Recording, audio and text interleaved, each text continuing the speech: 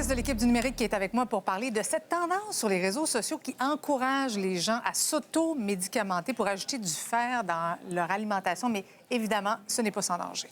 On voit beaucoup de vidéos dans ces temps-ci du Lucky Ironfish. C'est un petit poisson en fonte que les gens font bouillir dans l'eau ou dans leur soupe pour augmenter leur taux de fer dans leur sang. C'est évidemment un produit qui peut fonctionner pour des personnes qui ont des carences, mais il y a quand même des risques à utiliser ça si on n'en a pas réellement besoin.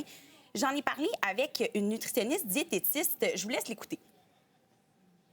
Avant de recommander un supplément de fer, c'est vraiment important de venir vérifier à l'aide d'une prise de sang s'il y a effectivement présence d'une carence ou d'un risque. Ça, c'est quelque chose qu'on peut doser très facilement parce que la prise de supplément de fer, sans avoir vérifié ça au préalable, ça peut s'accompagner d'effets négatifs, notamment au niveau de la digestion.